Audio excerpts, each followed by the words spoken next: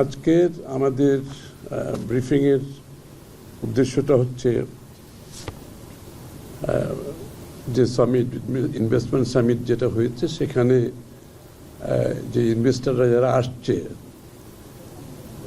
তাদের মধ্যে সকলের মধ্যে একটা ইন্টারেস্ট দেখা যাচ্ছে যে কি আগামী নির্বাচনের পরে বাংলাদেশের ইকোনমিক পলিসি, অর্থনৈতিক পলিসি কি হতে যাচ্ছে এবং আগামী সরকারের অর্থনীতি নিয়ে কী চিন্তা, বিনিয়োগ পলিসির উপর আগামী সরকারের কী চিন্তা, এটা তাদের মধ্যে একটা কৌতূহল এবং তাদের জানার ইচ্ছা আছে। অবশ্যই সব ইনভেস্টর বিনিয়োগ করার আগে তারা দেখতে চায় সে দেশের এনভায়রনমেন্ট, বিনিয়োগের এনভায়রনমেন্টটা কী এবং গভর্নমেন্ট পলিসিটা কী, এবং গভর্নমেন্ট পলিসি সেটা কি লং টার্ম পলিসি কিনা, short term, mid term, long term, তাদের যে প্ল্যানিংগুলো থাকে, তারা দীর্ঘমেয়াদী একটা সরকারের মনোভাব, ভাবনা, চিন্তা এবং পলিসি কী হবে সেটা তারা জানতে চায়। তো সেটাকে মাথায় রেখে তাদের মধ্যে আগামী নির্বাচনের পরবর্তী সরকার যারা আসবে তাদের কি চিন্তা, বিনিয়োগ নীতিমালা নিয়ে তাদের কি চিন্তা, সেটা তারা জানার আগ্রহ প্রকাশ করেছে। তাদের আগ্রহের পরিপ্রেক্ষিতে আমরা মনে করেছি তাদের সাথে আমাদের একটা মত বিনিময় হওয়া দরকার এবং তাদেরকে মত বিনিময়ের জন্য আজকে আমরা এখানে আমন্ত্রণ জানিয়েছি। তারা এখানে একটু পরে 7:30টার সময় সবাই আসবেন। আপনারা নিচে গিয়ে তাদেরকে, যারা আগত মেহমানদের ছবি তখন আপনারা নিতে পারবেন। তো সবচেয়ে প্রয়োজনীয় বিষয় হচ্ছে যেটা আমাদের মাথায় রাখা দরকার, সেটা হচ্ছে বাংলাদেশের দেশের স্বার্থে, জনগণের স্বার্থে যেই সব জায়গায় আমাদের ঐক্যমত থাকা উচিত, যেসব জায়গায় আমরা ঐক্যবদ্ধভাবে কাজ করা উচিত, তার মধ্যে অন্যতম একটি বিষয় হচ্ছে বাংলাদেশের বিনিয়োগ, এবং বিনিয়োগ ব্যতীত কোনো অর্থনীতি সামনের দিকে এগিয়ে যাওয়া সম্ভব নয়। সেটা দেশীয় বিনিয়োগ হোক অথবা বিদেশি বিনিয়োগ হোক। আপনারা মনে রাখবেন যে বাংলাদেশের বলে নয়, সারা বিশ্বের অর্থনীতিতে, অর্থনৈতিক প্ল্যানিংয়ের মধ্যে, অর্থনৈতিক যে মডেল, তার মধ্যে অনেক মডেল কাজ করে।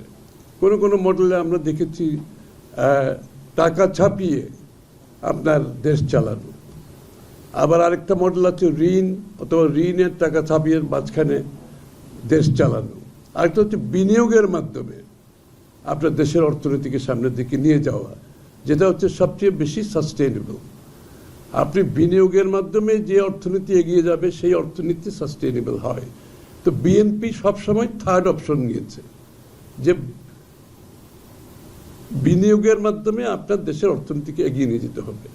সেই জন্য জিয়া রহমান সাহেবের পলিসির মধ্যে শুরুতেই ছিল, বিএনপির জন্মটাই ছিল অ্যাকচুয়ালি অর্থনৈতিক উন্নয়নের মূল ভাবনাটাই ছিল যে প্রাইভেট সেক্টর লেড গ্রোথ, অর্থাৎ প্রাইভেট সেক্টরের বিনিয়োগের মাধ্যমে দেশের অর্থনীতিকে এগিয়ে নিয়ে যাওয়া, এক্সপোর্ট লেড গ্রোথ, অর্থাৎ রপ্তানির মাধ্যমে যে বিশ্বের আমাদের রপ্তানি করে অর্থনীতিকে এগিয়ে নিয়ে যাওয়া, এবং উন্নয়নের রাজধানী মানে উৎপাদনের রাজনীতি, প্রোডাক্টিভিটি।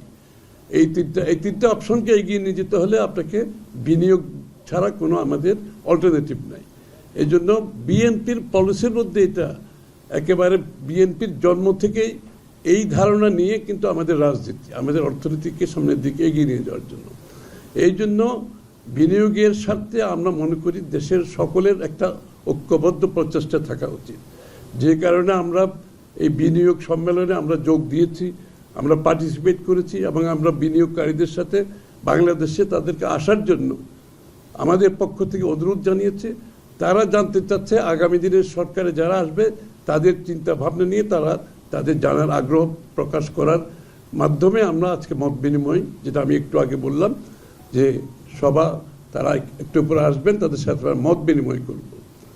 তো বাংলাদেশের আগামীর উন্নয়নে বিএনপির বিগত দিনের যে অর্থনৈতিক কর্মসূচির মধ্যে আপনারা দেখবেন বাংলাদেশের অর্থনীতিতে বিনিয়োগের মাধ্যমে অর্থনীতিকে এগিয়ে নিয়ে যাওয়ার জন্য বিএনপির সেই নীতিমালা আমাদেরকে বিগত দিনে একটা রেজাল্ট দিয়েছে।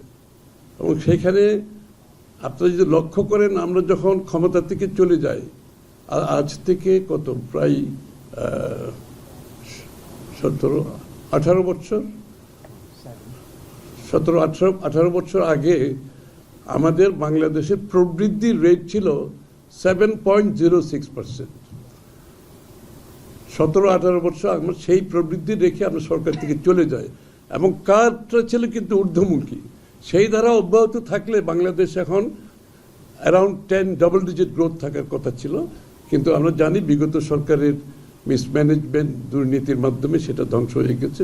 সেটা দীর্ঘ হিস্ট্রি, আমি সেদিকে যাচ্ছি না। এবং বিএনপির সেই প্রাইভেট সেক্টর লেড গ্রোথ যে পলিসির মাধ্যমে আমরা দেশকে আজকে এখানে এনেছি, এবং আপনারা দেখবেন যত ধরনের সংস্কার হয়েছে, অর্থনৈতিক সংস্কার, প্রায় সবগুলো বিএনপির করা। সুতরাং আগামী দিনের যে অর্থনীতি হবে সেটাকে মাথায় রেখে আমরা একটা পরিকল্পনা আগেভাগেই করেছি। আপনারা ভিশন 2030-তে আমাদের সেটার প্রতিফলন ঘটেছে, আমাদের 31 দফা সংস্কারের মধ্যে তার প্রতিফলন ঘটেছে, এবং সেটাকে মাথায় রেখে আমরা আমাদের কথাগুলো বিনিয়োগকারীদের বলছি যে আমরা কি কি পরিবর্তন আনব, এবং পরিবর্তনের মধ্যে সব কিছু সহজীকরণ, সরলীকরণের মাধ্যমে যে বাধা বিপত্তির মুখে বিনিয়োগকারীরা বাংলাদেশে পড়ে, সেটা যাতে না পড়ে আগামী দিনে, তার জন্য আমরা যে আমূল পরিবর্তন আনতে যাচ্ছি। এবং আমূল পরিবর্তনের মধ্যে একটা হচ্ছে আমরা সিরিয়াস ডিরেগুলেশন করব, সিরিয়াস লিবারালাইজেশন করব, এবং এর মধ্যে বিনিয়োগকারীদের সুযোগ সৃষ্টি করে দেওয়ার জন্য যত ধরনের সুযোগ সুবিধা আমরা বাংলাদেশের অর্থনীতিকে একটা মুক্ত অবস্থায় নিয়ে যেতে চাচ্ছি। এবং তারা আসার পর থেকে, এয়ারপোর্টে নামার পর থেকে তাদের বিনিয়োগ করা এবং তারা প্রোডাকশনে যাওয়া পর্যন্ত এবং প্রোডাকশনের পরবর্তী সময়ে তাদের সকল সুযোগ সুবিধা যাতে ব্যাহত না হয়, এই জন্য আমাদের পরিকল্পনায় আমরা সব কিছু খুলে বলেছি। জিয়া রহমান সাহেব, আপনারা দেখেন, প্রথম আপনার foreign investment, private foreign investment promotion অ্যাক্টটা 1980-তে, 1980 সালে কিন্তু প্রথম প্রাইভেট ইনভেস্টারদের প্রোটেক্ট করার জন্য দেশি বিদেশি সকলের যে একটা আইনটা করেছে, এই আইনটা আপনারা দেখেছেন। এবং এর মধ্যে আমরা যে এটা লিবারালাইজেশন, তো রেগুলেশন যতই করেন, কিন্তু আপনারা দেখবেন যে এগুলো বাস্তবায়ন হয় না। এই জন্য আমরা এখানে কিন্তু বাস্তবায়নের কথাও বলেছি আমাদের এখানে পরিষ্কারভাবে। যেমন ইনভেস্টার আসার পরে যে তার প্রজেক্টটা শুরু করার জন্য যে সরকারের বিভিন্ন মন্ত্রণালয় দপ্তরের যে সমস্ত লাইসেন্সিংয়ের বিষয় আছে, পারমিশনের বিষয় আছে, আমরা এর জন্য বিজাতে আমরা ক্যাপ্টেন বলে, আপনার ইনভেস্টমেন্ট ক্যাপ্টেন বলে আমরা অনেকগুলো ক্যাপ্টেন আমরা দেব, এবং প্রত্যেকটা ইনভেস্টারের জন্য একজন ক্যাপ্টেন থাকবে, যে ক্যাপ্টেন তার বিনিয়োগ, আমাদের আগামী দিনের বিনিয়োগকারীর পুরো প্রজেক্ট A to Z এই ক্যাপ্টেনের দায়িত্ব থাকবে। অর্থাৎ বিনিয়োগকারীকে কোনো অফিসে যেতে হবে না, কোনো মন্ত্রণালয়ে যেতে হবে না, এই ক্যাপ্টেন এর দায়িত্ব হচ্ছে। এবং এই ক্যাপ্টেনকে কিন্তু টাইম বাউন্ড, এটা আমরা সময়সীমার মধ্যে তাকে শেষ করতে হবে।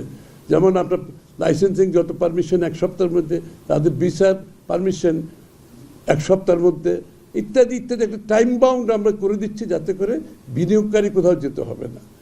Captain will be assigned with the job, এবং তার দায়িত্ব, এবং ক্যাপ্টেনের যে দৈনন্দিন আপডেট, এটা কিন্তু তার মনিটরে প্রত্যেক দিন রিফ্লেক্ট হবে, এবং এটা মনিটর করা হবে। সুতরাং আমরা শুধুমাত্র যে লিবারেশন করে শেষ করব না, এগুলো যাতে প্রপার বাস্তবায়ন হয় সেদিকে আমাদের মনোযোগ থাকবে। সুতরাং বিনিয়োগকারীদের জন্য বর্তমান প্রেক্ষাপটে যে ওয়ার্ল্ডের টেরিফের যে একটা ইনস্টেবিলিটি শুরু হয়েছে, এখন সবাই কিন্তু রিলোকেশন করার একটা চিন্তা আছে, এবং রিলোকেশনের জন্য সবচেয়ে ভালো দেশ কোনটা সেটা তারা খুঁজে বেড়াচ্ছে। সবাই রিক্যালিব্রেট করছে তাদের পলিসি। আমাদেরকে সেই জন্য প্রস্তুত থাকতে হবে। সেই প্রস্তুতি বিএনপি নিয়েছে আগামী দিনের জন্য, এবং আমরা আশা করি আমাদের যে প্রস্তুতি, আমাদের যে নীতিমালা, এটার মাধ্যমে বিএনপি বিগত দিনে যেভাবে এক্সপোর্ট প্রসেসিং জোন করেছে, যেভাবে আপনাদের প্রাইভেট সেক্টরের জন্য লিবারালাইজ করে দিয়েছে ইকোনমি, বিদেশি বিনিয়োগের জন্য লিবারালাইজ করে দিয়েছে, বিএনপি যখন ইপিজেড করেছে বাংলাদেশে, তখন এই সাবকন্টিনেন্টে কোনো দেশ চিন্তাও করেনি। ঠিক একইভাবে আমাদের এই যে নতুন ভবিষ্যতের চিন্তা, আমরা we should be ahead of all other countries in the region ইনশাআল্লাহ। এই রিজিয়নের মধ্যে আমরা সবচেয়ে কম্পিটিটিভ থাকবো, গ্লোবালি কম্পিটিটিভ থাকবো ইনশাআল্লাহ আগামী দিনে। এবং আমি মনে করি ইনভেস্টর আমাদের যে প্রপোজাল, আমাদের যে নীতিমালা, তার পরিপ্রেক্ষিতে আগামী দিনের বাংলাদেশে একটা নতুন দিগন্ত উন্মুক্ত হবে আমি বিশ্বাস করি। তারা বার্তা প্রথম হচ্ছে, তারা তো জানতে চাচ্ছে আগামী সরকার, নির্বাচিত সরকারের নীতিমালাটা কী হবে। এটা তাদের একটা বড় কনসার্ন। কিন্তু কারণ ইন্টারিম গভর্নমেন্ট যা করছে আমরা স্বাগত জানাচ্ছি। আমি তো বলছি জাতীয় স্বার্থে, আমরা বৃহত্তর জাতীয় স্বার্থে যে কাজগুলো আমরা সমর্থন দিয়ে যেতে হবে। বাংলাদেশিদের আমাদেরকে এটা শিখতে হবে, যেখানে আমাদের জাতীয় স্বার্থ জড়িত আমরা ঐক্যবদ্ধ থাকতে হবে। এই বিনিয়োগের উদ্যোগকে আমরা স্বাগত জানাচ্ছি। তবে তাদের যে আগ্রহ সেটা হচ্ছে আগামী নির্বাচিত সরকার, কারণ তাদের তো বিনিয়োগ তো এটা ফুটলোজ কিছু না, এটা শর্ট টার্ম কিছু না, দীর্ঘ সময় লং টার্মের বিষয়। সুতরাং তারা জানতে চাচ্ছে যে আমরা আগামী দিনে আমাদের নীতিমালাগুলো কী হবে, সেটাই আমরা তাদের সামনে তুলে ধরবো। এবং আমি আশা করি যে আমরা যে নীতিমালা নির্ধারণ করেছি বিনিয়োগকারীদের জন্য, বিদেশি বিনিয়োগকারীদের জন্য, তাদের কাছে গ্রহণযোগ্য হবে। কারণ আমাদের বিগত অভিজ্ঞতার আলোকে আমরা এখানে বাংলাদেশের বর্তমান প্রেক্ষাপটে, বর্তমান বিশ্ব প্রেক্ষাপট মাথায় রেখে এবং গ্লোবালি যে আপনার যে আছে বেঞ্চমার্কগুলো আছে, আমরা সেগুলোকেও ফলো করেছি। যে বেস্ট গ্লোবাল প্র্যাকটিসেস যেটা আছে গ্লোবালি, যেই দেশের যেটা, আমরা সব কিছু আমরা অ্যাডাপ্ট করেছি আমাদের পলিসিতে। সুতরাং আমরা আশা করছি তাদের কাছে বাংলাদেশই সবচেয়ে ভালো বিনিয়োগের জন্য দেশ হবে বলে আমরা বিশ্বাস করি।